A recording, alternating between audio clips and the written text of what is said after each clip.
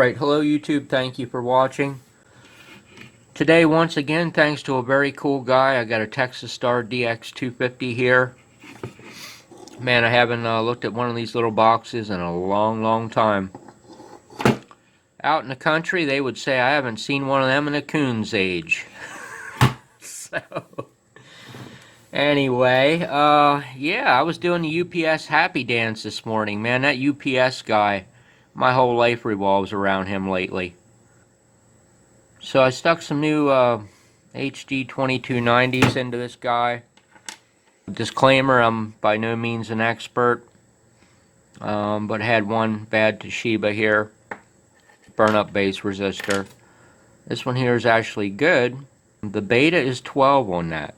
So here's something to keep in mind for maybe those that aren't aware, maybe somebody just starting out, or somebody coming back into radio business or what have you. But it's a whole different ball of wax from what I'm seeing. Old school transistors versus the stuff we have right now. So the important thing to keep in mind is there's a pretty, I would say there's a fair chance, in my case is here, there's been an excellent chance that when you stick a new transistor in, the beta is going to be much higher than what the original transistor was. So these are marked with a beta of 59. Now the original one I pulled out of it was a beta of 12. So it's generally a good idea when you pull transistors to document stuff. Write it inside the box somewhere it's not going to get washed off with alcohol or something.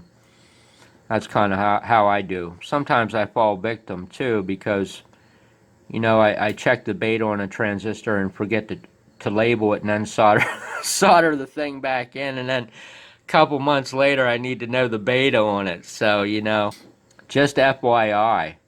But anyway, always check your idle current when you power it up. You might have to adjust your bias resistor accordingly. Let's see, what do we got here? I had some 330s here on the collector. I remember these from many years ago, these KECs or whatever they are. The leads break off of them as soon as you mess with them. So I'm going to use those 330 CM05s in there. And I got a new metal clad because the plates and the insulators are literally torn to hell on this one. So there's no way I'm going to use that. That's a Semco 1200. I don't know whatever happened to Semco. Man, it's been a long time. So, got a CDM 1000. So I'm going to stick that one in. Alright, got all that in. Had to doctor up the transformer a little bit. So, just pulled a wire from the bottom up around to wrapped her around. Getting those metal clads onto those transformers, boy, that's that can be a fun job there. Took a little while to get that guy on there. Completely different monster than working with one of these kind of micas. It's something I never had before, so I'm a little leery about things that I've never bought before. Things have to prove themselves with me. So I watch my P's and Q's on what I use. We'll save him for a rainy day adventure. I think that got him bridged in there pretty good. Kind of filled in that void. The leads on these caps really didn't have the best solderability to them.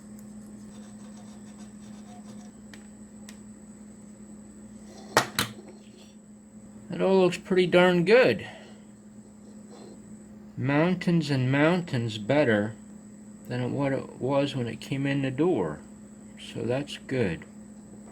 Something I do here, just stupid stuff. I mean, everybody's got their way of doing things and why they do what they do, the way that they do it. But when I lay wires down on the board, the person who put the power wires on before didn't do that. They just brought the wire in, bent it straight down at 90 degrees, and then tried to solder the very tip of it to the board. So, you know, it broke off.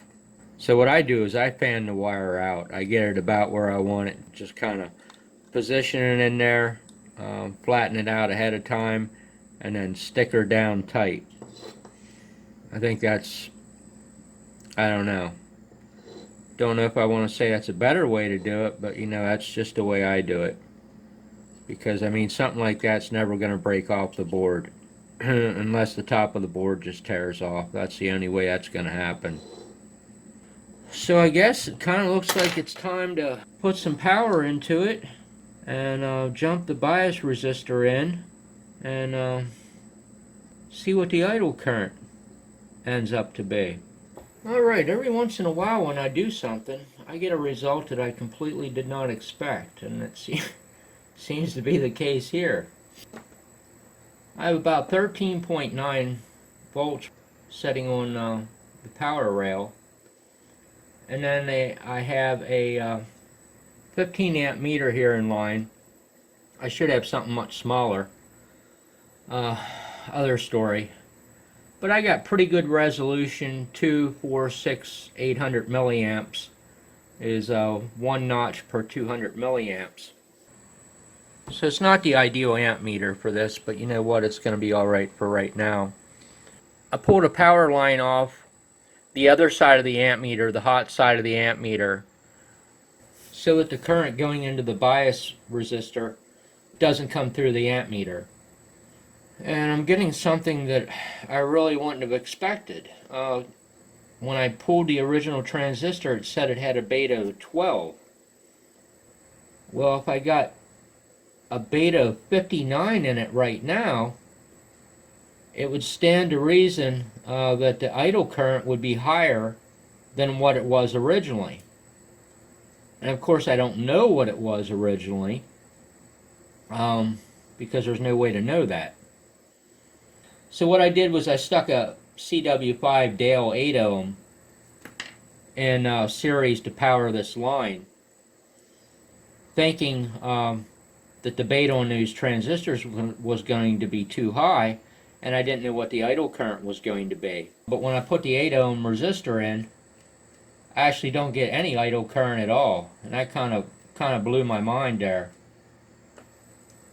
So if you put in just the 25 ohm that's setting on the board, that's what you get. 425, 450 milliamps. But that meter was actually calibrated for a steel panel, so it's going to read a little bit high. So I would say that there's a good solid 400 milliamps of idle current there. Banging my head here, why is that? Why is it not higher?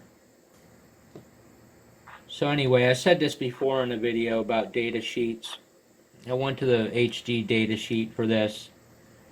You know, we don't know what the collector efficiency is, and if you don't know what the collector efficiency is, you don't know what the idle current should be for the amp. I mean, that's straight up as simple as that. You have to have one to get the other. You also need the power output that you're going to be dealing with.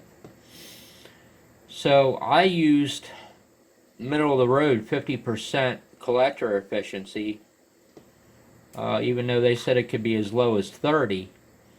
I can't imagine that it would be really much higher than 50. I really can't. I don't know, I'm just speculating.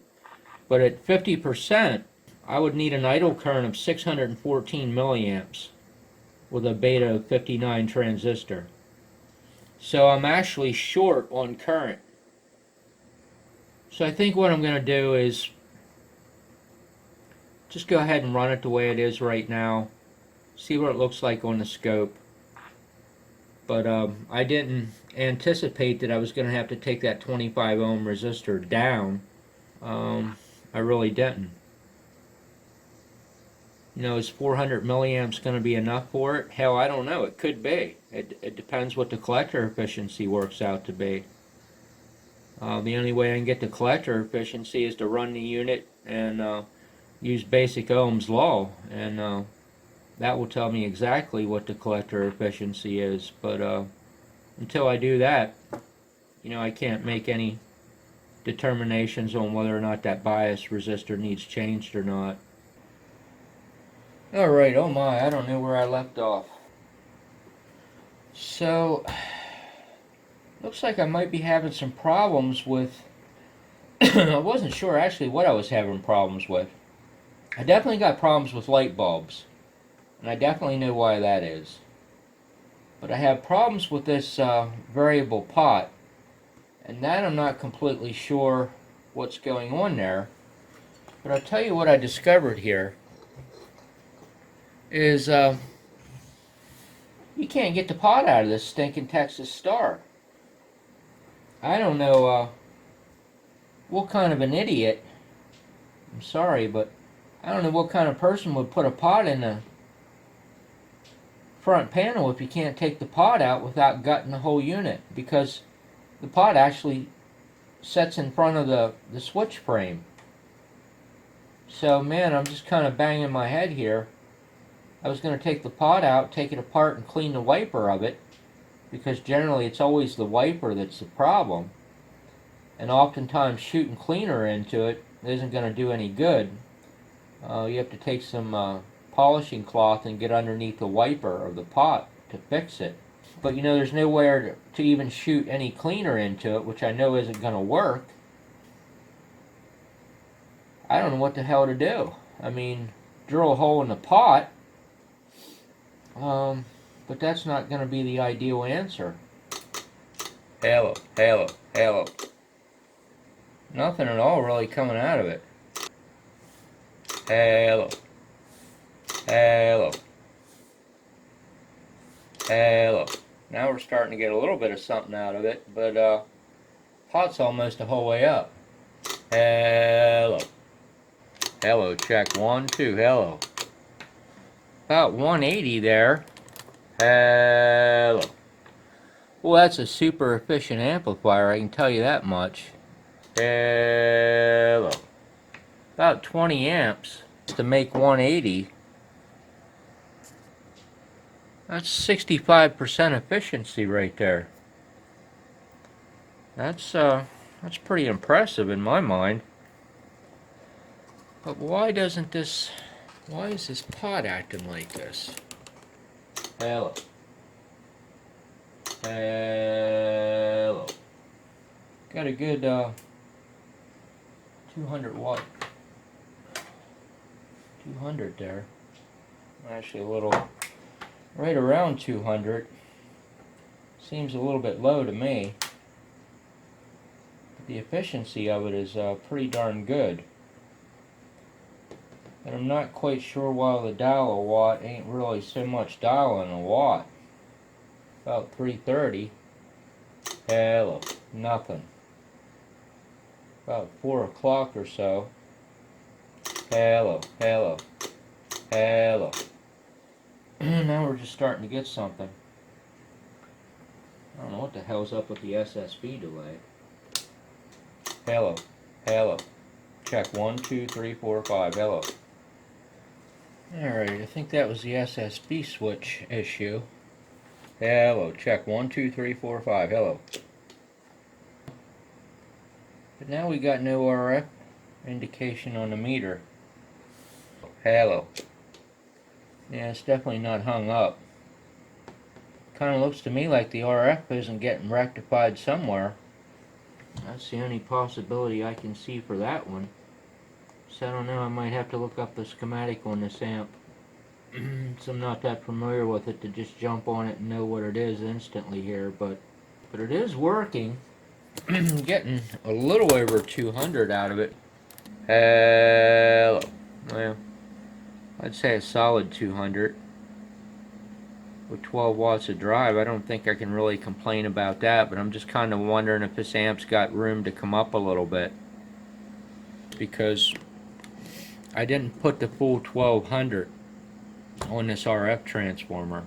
So I think what I'll try is to take two 100s and parallel them up and set them across there and see if the power comes up any more on it. I don't know. If it does, I can't imagine it's going to come up much more than 200 with 12 watts of drive. But yeah, anyway, this is super cool. It's running. Just have to figure out what to do about this pot problem. The light bulb problem is it has 18 volt light bulbs in it. I don't know why anyone would put 18 volt light bulbs in something. And unfortunately, the only way I see to get that pot out of there is to cut this damn piece out of here. Almost entirely over to where the start edge is of that end side of the hole there. And round that out. I think I might be able to get it out of that because I ain't going to be able to round it where the screws through it. Because I'd never be able to Dremel on that screw. Could be stainless or something, and that just wouldn't happen. But the problem with that is I don't feel like I really want to be flirting with disaster, putting that kind of stress and vibration into some switches, let alone the metal dust. So I don't know what to make of that issue, but I have to come up with something. So that's all I'm going to do with it for right now, but you know, if you want to hang out and watch, I do appreciate it. I'll continue on with this amp over the next couple days and see if I can't come up with some kind of fix or some kind of remedy for this pot, and try to figure out why the RF meter isn't working on it. So anyway, hey, I appreciate you watching my video very much. Have yourself a great day.